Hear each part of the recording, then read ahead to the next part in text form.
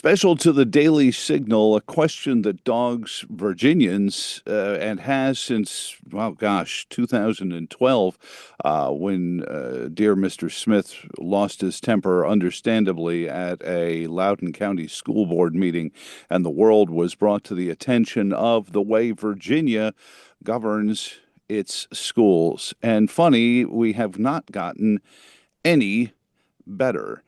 We now have a middle school teacher, pardon me, an elementary school teacher facing 11 charges of sexual assault on students, children, and a school board and a school administration in disarray, suspensions, investigations going all over the place. Graduate of the school division is Noah Coffin, who founded a Turning Point USA chapter in their high school at Western Albemarle High School. Noah, good to see you, sir. How are you doing? I'm doing good. Thank you so much for having me. Always a blast to chat with you. And host of the Schilling Show, an investigative journalist. He is my friend Rob Schilling, who's taken some time out and decided he wanted to spend more time behind a microphone, as if he doesn't spend enough every day there. Rob, how are you doing, my friend? Hey, Joe, thanks for inviting me. It's always good to spend time with you as well. Noah, talk about the impact that this allegation that Mr. Swinney, the teacher who stands charged in 11 instances, and that number may go up. The police department is still saying if any parents have any information, it was originally one charge, and then 10 more parents came out and said, yeah, and that's going to be important to the story in a moment. But what's the reaction of your peers, many of whom in your Turning Point USA chapter are still in this school division? They're absolutely furious. This isn't the first time that students and parents alike have been furious at the school board, but this time it's not just Democrats, it's not just Republicans, but it's everybody, regardless of their political affiliation. Because when it comes to the safety of our kids, politics, truthfully, they just don't matter. It's Hmm. all about protecting our children. And so it's unfortunate that this is what it took, but it is good to see people from both sides of the aisle uniting and saying, okay, it's time for a change. We need to change something in the way this administration has been acting because they do. And it's been like that for a long time. And so it's unfortunate this is what it's took, but it's good to see people realizing and ready to take action for that change. When these sort of situations occur, one of the more maddening parts is that the administration will dodge their responsibility to the citizens who elected them, and the school board will say it's a personnel matter or it's an ongoing investigation. Rob, the tea leaves, the superintendent who had been with the school for, I think, 2 decades in his terms as first as assistant superintendent and then superintendent, and was scheduled to remain there for another 4 years or so. Matthew Haas has been shown the door. And now there's a suspension of one of the principals in the school division as well, pending an investigation. Just looking at these instances, one can get the implication that some of these 11 parents said something to someone at the school board or at the school division level about this. And that's where a lot of these terminations and removals and suspensions are coming from. Am I wrong? No, you're exactly right. I think they finally got to the point where they couldn't circle the wagons anymore. They couldn't CYA anymore with Matt Hawes. There's been a lot of problems over the years, as you know, and I know we've talked to him on and offline about these things for many years. And I think it just got to the point where they needed a sacrificial lamb. They threw him under the bus, but they gave him a nice pay raise on the way out the door. He's going to get paid for a year, and he's getting a raise, and he's also getting a bonus. So this is no punishment. This is actually a year of free money. This is standard operating procedure. We saw it with the Charlottesville police chief, a big golden parachute and then an NDA. So you'll never hear from them again to find out what really Right. went on.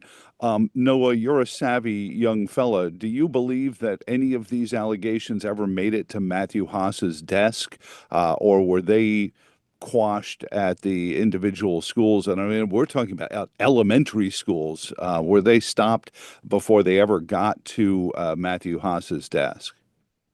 Oh, he absolutely knew. I mean, it's miraculous. There's a little rumor starts that Eric Kirk is coming to Western, which was true at the time. And Matthew Hawes is well informed on the situation within 12 hours.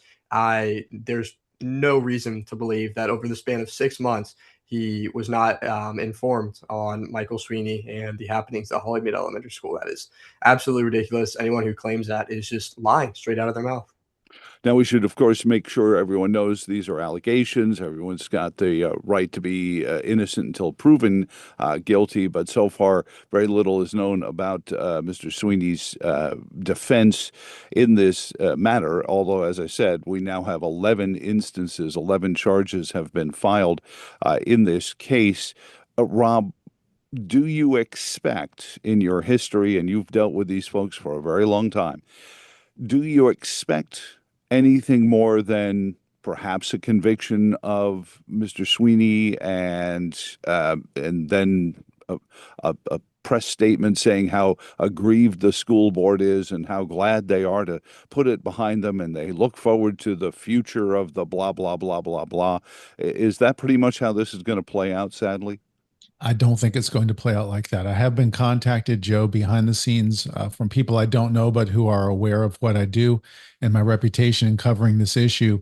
And there are things happening in multiple schools where people have had problems with the way the schools have handled, particularly sexual allegations, but other sorts of allegations about how kids and their troubles have been handled or mishandled by the schools.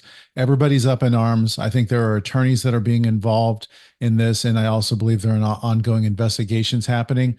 This time, I don't think it gets swept under the carpet as they've done so many times over the years. Is the case of Loudoun County and all of the instances that have happened in Virginia since then make it impossible to even try to do that anymore? That a real coming clean is all that's going to be accepted, because we've watched the eyes of the nation come to the Charlottesville area before. It's not like they need to figure out where to park, right, Rob? They know what's going on here. They know we've punched above our weight level for many years as far as the sort of sensational stories that you reference that have been national and international news. And I think the eyes of the world are on right now. And the nice thing is we have an honest Department of Justice. We couldn't have said that in the last administration, but we have people who are actually interested in getting to the bottom of these sorts of things instead of covering them up. Noah, going into the future now as a Turning Point USA founder, chapter founder, this is a nationwide school agenda of telling parents that you have no say in your children's sexuality, that sexual discussions with school teachers is the norm, it's prescribed, and parents aren't supposed to know about this. What does this case out of Albemarle schools say to that agenda of don't ask, don't tell? Parents have no right to know about sexual conversations that are being had between school teachers and students of every grade level. I think these allegations prove that parents are right. We've had parents for decades, and this isn't a new thing. This is nationwide, arguing that these ideological confrontations need to be left to the parents. These conversations about sex, about gender, no, this shouldn't not be happening within a school. And parents have said that things like this will happen. These alleged convictions, this will happen. And it's been turned down for decades. No, you're overacting. No, it's no big deal. No, you're a psychopath. No. We see this playing out in real time now. And I think this just serves as exigence for parents to step up and start demanding more action, to start getting your kids, as Mr. Schilling says all the time, the hell away from public schools. I mean, seriously, this is finally coming to the light in Albemarle County, but think how long it took and think how many other places that this could be happening and is continuing to being just shoved under the rug. Now, Rob, you mentioned the national law enforcement under the Trump administration, but with Jay Jones, who's on record telling people that his political opponents should get 2 bullets in their head and that their children should die in their mother's arms, that's our attorney general here in the Commonwealth. I'm not holding out a lot of hope that we're going to see an investigation from the state level, are you? Not at all. And that's why I say I'm doubly grateful that we have the Trump administration and an honest Department of Justice. The state level is a complete joke. Jay Jones can't be trusted to do anything. And he not only wanted to shoot his opponent, he wanted to shoot his opponent's kids and watch them die in their mother's arms. Is a sick individual and a sick electorate that put him in that position. So what does the reader, the viewer of this video cast need to do, I would suggest contacting their members of the House and Senate. I know that they're going to be at every county fair coming up over the next few months, so it should be easy to find them. And how should they approach them?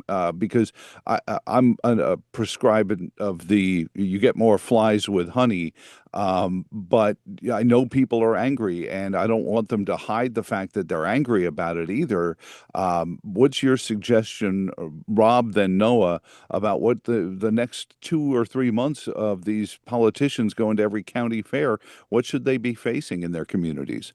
So I think there's a difference between anger and passion, and so people need to adjust that. You can really turn people off if you get too angry because they're not the perpetrator, but you should be passionate about it. Make your case, have the facts at hand, and don't let them off the hook. Say that you want a response. If they're not able to give you a response on the spot, demand that you get a response and follow up if they don't get back to you. That's the best way to do it. Get people on record. Noah, what about the young people? Rob and I have a few miles on our chassis, but what about the 18, 19, 20 year olds and even younger that are going to be all of around this summer? And should they approach the electorate, or should they get with their parents and approach the electorate? And what kind of conversation should they be having? Absolutely. Look, Rob is completely spot on. Approach it from an angle of passion. What I think is so powerful about the Gen Z voice is it's so new, it's so fresh. It's rare to see my Gen Z peers involved in politics. And so when they do decide to get involved and stand up and use their voice, it gets a lot of attention. It really does. And so they have that natural power of their voice. But if what Mr. Schilling says doesn't work, if they don't listen, we have a very new power for most of us and a very unique power for Gen Z as we're just becoming old enough to vote. And so, if the people in your local administration, if the people in office aren't listening, if they're not responding, if they refuse to be held accountable, stop giving them your consent through your vote. We know this as citizens of the United States that the government derives their powers from the consent of the governed. So use that. Use your consent, use your vote to get them out of office and put in an administration that will be held accountable to the people, like will hopefully happen here in Albemarle County very soon. Now, Rob, politically, school boards in Virginia are not elected as partisans, although it's one of the worst kept secrets in Virginia because you'll see the Democratic Party event and all the school board candidates are there, but they're independents. What opportunity does that give someone who's watching this right now saying, I've had all I can stand, I can't stand no more?